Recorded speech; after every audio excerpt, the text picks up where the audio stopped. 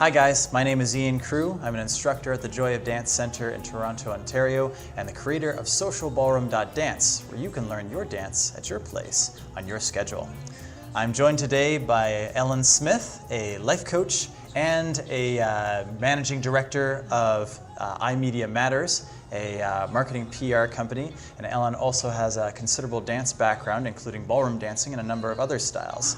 And we're here today to talk to you a little bit about self-sabotage in ballroom dancing, what keeps us from achieving our full potential. So really glad to have you here with us, Ellen. Thank you. So when we talk about self-sabotage, what do we mean by that? It's a very big question, indeed. I think to me what it means is what we do that gets in our own way. Mm-hmm. Right? So it's those things that we tell ourselves or those things that we do that prevents us from moving forward and feeling successful. Right, so if I want to, say, reach a particular level of ballroom dancing, maybe I want to win a competition, but for some reason I'm getting in my own way. Like, what are some examples of things that might get in my way? You could start telling yourself how wonderful everybody else is but you, and so you create a state of fear and nervousness that has you not approach things with confidence. In fact, you might even get to the point where you want to back out of the competition because you feel that you're not up to the same standards as you feel everybody else is. When you asked me this question a little while ago, the first thing that came to my mind is that I have 1,000 excuses to not do something, but I don't have one good reason not to do them. And I think what happens is that we start to, you call them rationalizations. It's all those things that can stop you dead in your tracks, and you believe them with all your heart and soul at the time. And that's usually because you're afraid, and so you stop. So whether that is saying, no, I'm not going to take that dance class, or I'm not going to do that particular exercise, or I'm afraid of trying that particular move because I might fall or I might look stupid. Whatever it is you stop yourself. Is there a way that you can sort of recognize that it's an excuse versus like an authentic thought, I guess? I think this takes practice, but yes, the answer to that is yes, and it comes with being really aware of yourself, and when you feel yourself resisting. Yeah. Right, when you feel yourself resisting, is to stop and ask yourself, is this because I'm afraid, or is this because I really can't? And it's one of those times where you get to be really honest with yourself, and people are sometimes afraid of that, but it's an important question. So if it's because you're afraid of looking foolish or something like that, then the question I ask myself is, well, what would you do if you weren't afraid? And if I weren't afraid, I'd usually do it. So then I just, I may do it cautiously, but I still do it. The other thing that I find is that, there's something inside of you, there's a voice that says this is an excuse. There really is. And if you listen to it, then it's your opportunity to say what's behind that. How do I get at that? And does it make sense? Is it rational? Is it irrational? And then you can start to say, well, maybe I'll just start by doing this a little bit and then this a little bit more. But the point is that you keep on doing that little bit more so that you feel like you're making progress and you start to gain that confidence. The other one thing I do is sometimes I'll turn the question on its head. So if I'm telling myself I can't do this, then again I'll go back and say, well, what if I can? What if I can? What does the world look like if I can? What does that dance movement look if I can? Yeah, that's great. I mean, one of the people I used to work for at another studio, he had this great line, which is, you can come up with tons of excuses why you can't do something. Come up with some reasons why you can. And it was just that simple idea of just switching the energy and thinking of, like, what if this is possible? What if I can do this? Because I agree that it's easy for us to kind of get into this idea that, like we believe these rationalizations with our heart and soul, as you put it.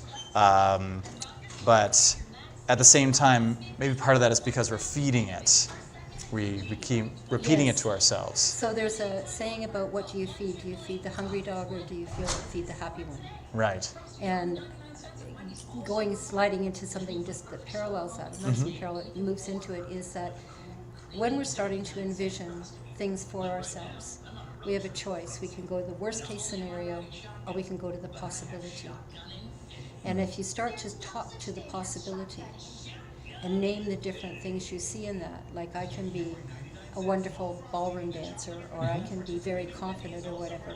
And it's literally taking those traits and speaking to them like they're a human. And you can do it to yourself. You don't have to, look goofy out in public talking to yourself. But it's preferably in a quiet room by yourself. But it's speaking to the possibility, and when you start speaking to the possibility, there's something inside you that starts to feel happy. It's kind of like journaling. Yes. Like when we write, we're in a way we can be talking to ourselves, or it's getting that information out there so we can see things in perspective. And what's also true, Ian, is, and you've heard me say this many times, I borrow this phrase from Michael Beckwith, who's a very famous leader, is that the words that follow "I am" are what you invite into your life. And it's very, very true. So if you keep saying to yourself, "I am not good enough," then that's what you start to live. So if you start to speak to that possibility by saying, "I am strong enough, I am a dancer, I am something positive," then your subconscious doesn't know that it's not true. It starts to behave as if it is true. So we talk about these different beliefs and how some of them are, shall we say, self-limiting versus self-loving. Where can our self-limiting beliefs come from? They are usually entrenched in us before we're at the age of 5. For example, say you're a very expressive kid, right? Yes, absolutely. Right? And somebody is always telling you, "Be quiet." Nobody wants to see that. Right. Right? So that becomes a belief that you hold. That becomes a belief. And so you're going to start to play small. And you grow up playing small. Or the other thing is you act in the whole opposite extreme and get yourself into a whole lot of trouble. But it's as a reaction, like a rebellious response to that. But it's usually, you come to these beliefs because of a situation or experience that is your first experience, and it becomes a point of disappointment, a point of fear, whatever it is. And you take it in and you start to believe it. And so every decision you make is coming from that place of frustration, fear, or doubt. Right, right. It sounds like a part of us almost gets stuck in that period. And it's like it's still there until we can resolve it in some way. Exactly. Replace it with something. Exactly right. And it's like, I know for myself is that our family wasn't wealthy growing up, and so we were always making sure that there was enough to go around. And so that comes from a place of scarcity. Right. And so right through my entire life that was my mindset until I started to realize that I was getting in my own way, that I was preventing my ability to move forward. It's the same with dance. I remember the first dance I was kicked out of.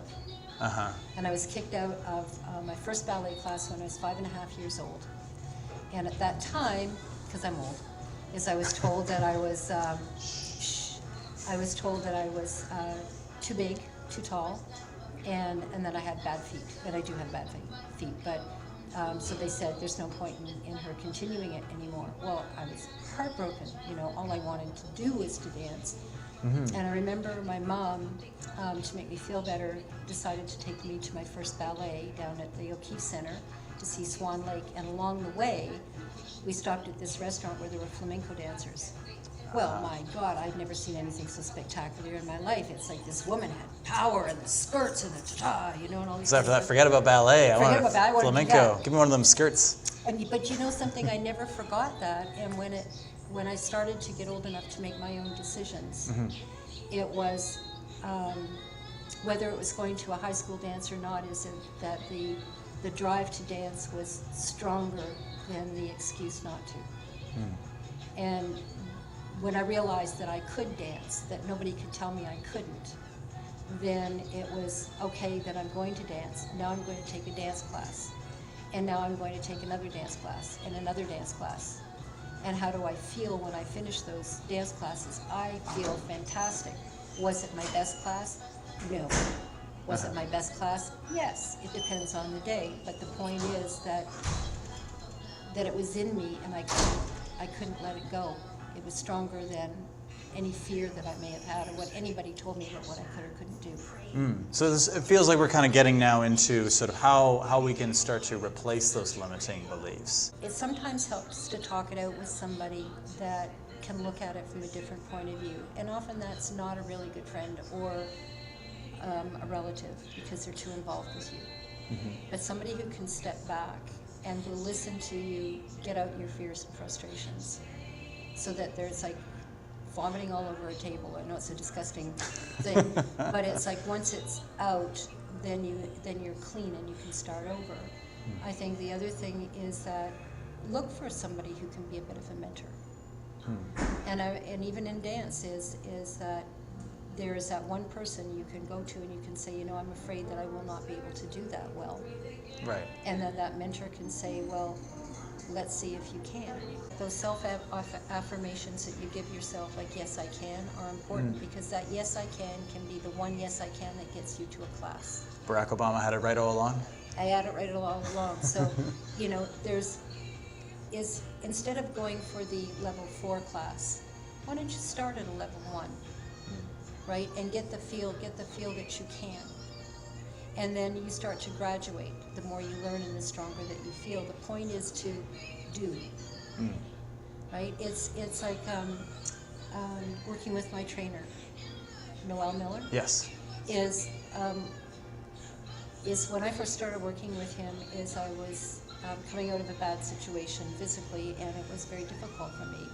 And what we did was we started with balance. And balance was really interesting, because all he had me do was stand there with my eyes open and then stand there with my eyes closed. And it was so that my brain would rely on the visual trigger to keep me balanced. But it was such a small step. It's a small step, but it was a huge step.